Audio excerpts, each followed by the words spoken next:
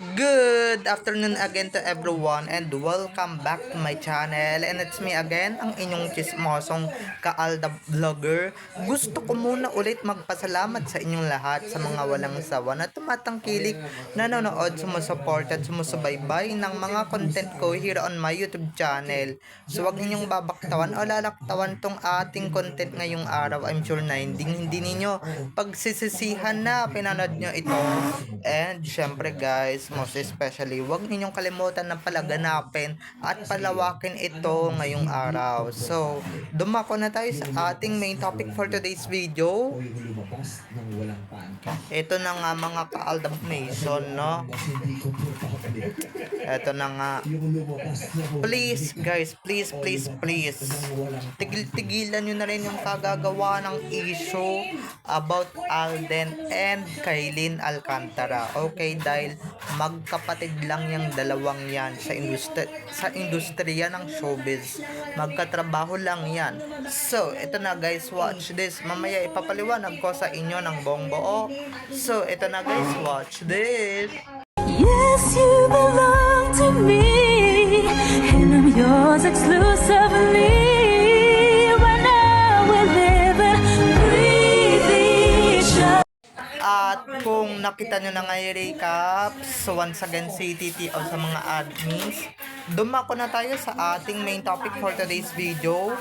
Gaya nga ng sinabi ko kanina mga ka-Aldab Nation na as what I said earlier, or like what I said earlier, talagang eto nga no, after Catherine Bernardo, eto nga, hindi nga na, after Catherine Bernardo, mga ka-Aldab Nation na, hindi nga na-i-issue si Alden kay Nadine, diba? Kasi nga, siya yung leading lady dun sa palabas niya ngayon sa Love Siargao na napapanood sa video Hindi siya dun na liling, bagkos doon sa isang female star na kapwa niya kapuso star na si Kailin Alcantara.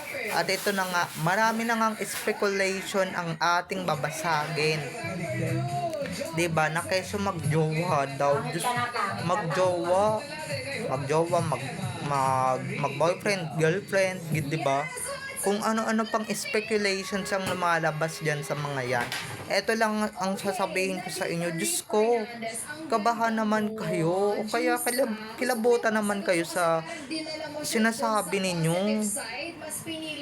Of all the girls na ka-age ni Alden na, si Kailin talaga na halos kasamahan niya na sa trabaho yan, mga ka-ADN, diba? Kasamahan niya na yan sa All Out Sundays, sa Love Siargao nga, 'di ba? Katrabaho niya lang 'yan. Diyos ko. Hindi niya papatulan 'yan, hindi niya gusto at hindi niya bet yung mga ganyang itsura. What I mean is, hindi niya gusto yung mga ganyang kaitsurahan, Diyos ko. Para nga lang anak ni Alden yan si Kailin, or parang kapatid niya na yan Parang nakababata ng kapatid ni Alden yan si Kailin. Wala talaga kayong ibang maisip, no? Wala kayong ibang maisip na talagang pwede ninyong iling kay Alden Richards. Talagang kasi, 'di ba? Marami na ngang na-link na babae kay Alden. Maski Catherine Bernardo is dumaan na nga dyan, 'di ba? Na-link na nga dyan yung isang Catherine Bernardo, pero ano nangyari? Hindi naman sila nagtagumpay, 'di ba? Na-link na nga si Andrea Torres dyan Na-link na nga si Janine Gutierrez dyan, na-link na nga si Julian, 'di ba? Na-link na nga kung sino-sinong babae dyan kay Alden. Pero ano nangyari? Hindi sila nagtagumpay, 'di ba? Kaya eto, 'di ba? Si Kailin naman ngayon yung palalabasin nilang bagong jowa daw kuno ni Alden. Hello. Hindi porket hindi umaamin si Kylie na may totoo siyang jowa in real life, talagang sasabihin ninyo na talagang si Alden talaga yung jowa niyan. Diba? Kilabutan nga kayo, Diyos ko. Nasa ano pa lang yun si Kylie, nasa 20 plus pa lang yan. Ibig sabihin 20 plus pa lang yan. 21 to 25 or 26. Diba? Ganyan-ganyan. Is, ililink ninyo si Alden sa isang bata na, diba? Yung mga fans niya talaga, no? Mga hindi nag-iisip. Porket ba close na close, super close na close, talagang ano ninyo, ililink nyo na agad dun sa tao, diba? Sa bagay, hindi nga pala kayo nagtagumpay dun kay Barbie, no? Di ninyo kayang wasakin at basagin yung pagiging magkaibigan nila, diba? Yun talaga mga ka-age ni Alden. Pwede ding Joyce Ching, kaso nananahimik na si Joyce Ching, hayaan na natin eh, diba? Pwede naman yung mga ka-age ni Alden sa showbiz, pero wag nyo nang balakin, talagang hindi rin kayo magtatagumpay. Oops, baka mamaya i-link nyo ko rin kay Faith Da Silva yan, Diyos ko. Kaedad na yun ni Clea Pineda, diba? O ba't hindi nyo i-link dun sa tomboy na laos na si Clea Pineda, diba? Kasi hindi naman kapani-paniwala or hindi naman paniniwalaan. Lalong-lalo naman to, 'di ba? Mas lalong hindi siya kapani-paniwala or hindi yan paniniwalaan mga ka-ADN na talagang ililink ninyo diyan, halatang tomboy yan, 'di ba? Yung Kylie, Diyos ko, nananahimik yung career ng tao. Yan naman yung susunod ninyong pupuntiryahin, di ba? Yan naman yung susunod ninyong partida, ha? Hindi sila magka-eksena every time sila siargaw, pero may chemistry daw kuno yan si Alden at saka si Kylie. Saan banda? Tapos itong mga hunghang at gunggong na mga hindi ko alam kung ano itatawag ko dito sa mga gagong to, sa mga hayop na ito, di ba, na gumagawa ng fake news na talagang porket ba magkasama, di ba, porket ba nakikita ninyo sa labas together, di ba, tapos isisingit nila yung silang dalawa lang. Syempre isisingit ng mga walang yang content creator dito yung silang dalawa lang ni Kylie ang nakikita sa camera. Pero hello, ang dami-dami kaya nila, 'di ba? 'Di ba? Tsaka sa ganung itsura ni Alden, sa tingin niyo papatulan niya yung bata? 'Di ba? Kung yung mga ka-age niya nga hindi niya nga pinatos, 'di ba? Dahil yung nag-iisang babae lang sa buhay ni Alden yung gusto niyang patusin ng bonggang-bongga, walang iba kundi si May. 'Di ba? Maya naman kayo. Co-worker ng iniidolo ninyo, binubogaw ninyo. Another bogaw na naman ba yan? Mga kampon, animales? Diba? Mga hindi kasi kayo nagtatagumpay sa mga binubogaw ninyo dyan kay Alden diba? Kumbaga last na barahan nyo na yan. Pagka hindi pa nagtagumpay, diba? Pagka hindi pa nagtagumpay, tumigil-tigil na kayo. O kaya ngayon pa lang mismo, tumigil-tigil na kayo, mga hinahupak kayo, diba? Kada na lang may bagong project si Alden, diba? Natatawa na lang ako dito, kada may bagong project si Alden at bagong mga kasamang babae, pag may nalilink sa kanya, diba, kunwari may chemistry sa kanya kahit wala naman, sasabihin ng mga hungang na to, may chemistry, bagay sila, diba, gagawa na ng fandom. Tapos ito namang mga peste, mga lecheng content creator dito sa Facebook, talaga, or dito sa SOCMED, lahat na natin na hindi kami kasamang mga ADN vlogger dyan, talagang gumagawa talaga ng fake news, 'di ba? Para lang kumita at para lang magkaroon talaga ng mga income, 'di ba? Dahil kung ako sa inyo uunahan ko na kayo. Parang nakababata ng kapatid ni Alden yan. Diyos ko, pag yan yung nalink sa kanya, sorry parang ng ano niyan, si Alden tatayo pang sugar daddy yan. 'di ba? Or tatayo pang parang tatay ni Kylie yan. Sorry na lang ha.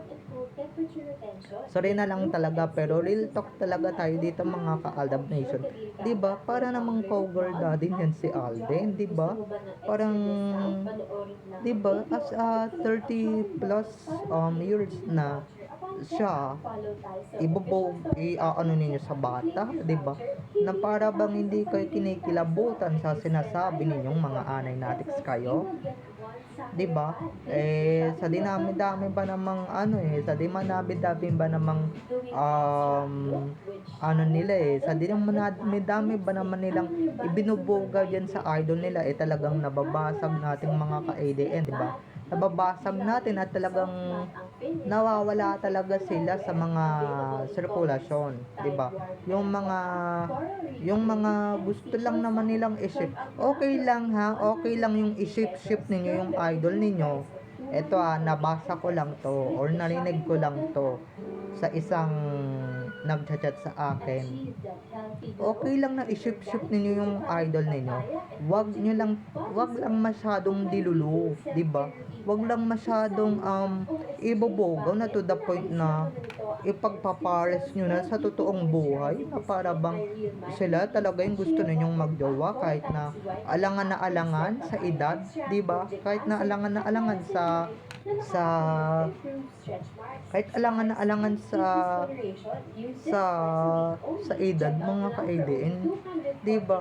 Naku, ako personally, kung sila nakakakita ng chemistry, ako hindi, kahit anong pilit kong panoorin, 'di ba? Yung silang dalawa na nga lang yung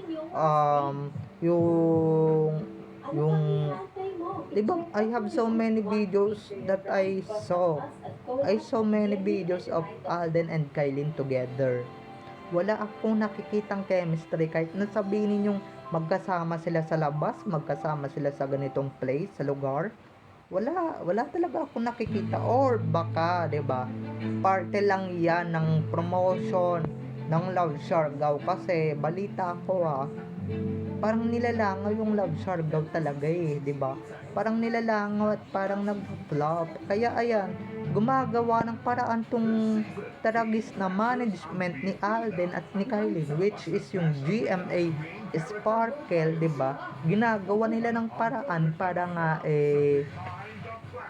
nga umangat, 'di ba? Or kaya mismong mga anay natiks na yung gumagawa ng paraan kasi nga nagpo-flop kahit na anong gawin nilang pagpo-post sa SOCMED, walang pumapansin, 'di ba?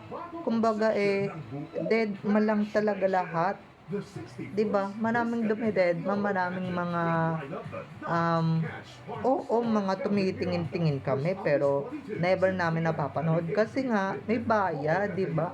Sino ba naman ng gustong panoorin si Alden tapos magbabayad ka pa, 'di ba? Kaya ayan, sila na mismo yung gumagawa ng tactic kasi maski yung GMA hindi pag-aaksayahan ng panahon yan, 'di ba? Tsaka alam naman ng GMA management na talagang alangan yan si Kylie, yung talent nila dyan sa another talent nilang si Alden, 'di ba? Sa dalawang big star nila. Alangan 'di ba? Kasi kung sila mismo yung magbobogaw, 'di ba? Marami na silang naibogaw, guys. Marami na silang sinaalang-alang diyan kay Alden. 'Di ba? Marami na silang babaeng ibinugaw, marami na silang babaeng ipinares kay Alden pero wala nag-flop. 'Di ba? Kaya suko na yung management. Ito ng mga fans yung gumagawa ng paraan, 'di ba? Ito ng mga fans na sira ulo ang gumagawa ng paraan, pero Diyos ko naman, sa bata sila naging parang trying hard, 'di ba? Trying hard talaga, guys, yung pangbobogaw nila diyan kay Kylie, 'di ba? Kasi ako as a fan of Kylie also, 'di ba? Diyos ko, diyan na malalaos si Kylie, 'di ba? Diyan na malalaos yung tao, diyan na mawawala ng gana yung mga supporters niya na, 'di ba? Baka nga si Alden pa yung mabash diyan, 'di ba? Baka si Alden pa yung balikan ng mga fans ni Kylie di ba? Na sasabihin, matanda na si Alden, ba't nyo pa binubugaw kay Kylie? Di mas lalo kayong masasaktan. Okay lang yung nood na lang tayo. Wag na tayo yung, kumbaga, ship na yan, di ba? Kumbaga, work is work na lang talaga. At saka, Diyos ko, yung chemistry na nakikita ninyo, that you've seen on this two, ako nakikita ko yung chemistry nila, oo. Pero as a brother and sister, okay? Not as a love team, not as a jowa, okay? Kaya si Kylie may jowa yan na itinatago, kaya please lang, ha? Tantanan nyo yung tao, tantanan ninyo, wag ninyong gambalain yung career na talagang iniingat-ingatan yang madumihan. 'Di ba? Etong 'di ba, mga anay natiks kasi na to 'Di ba? Kung mag-aasta, akala mo management, akala mo talaga sila yung nagpapasweldo, nagpapalamon sa lahat ng talents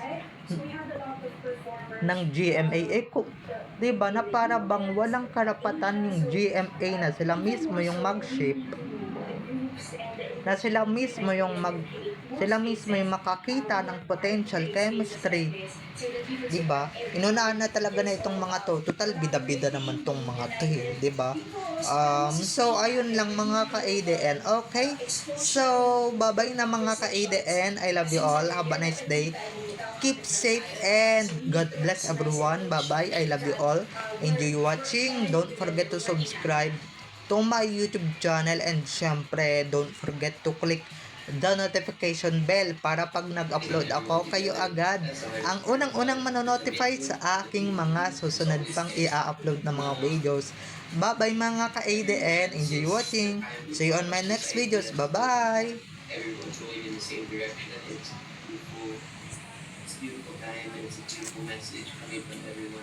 Bye bye.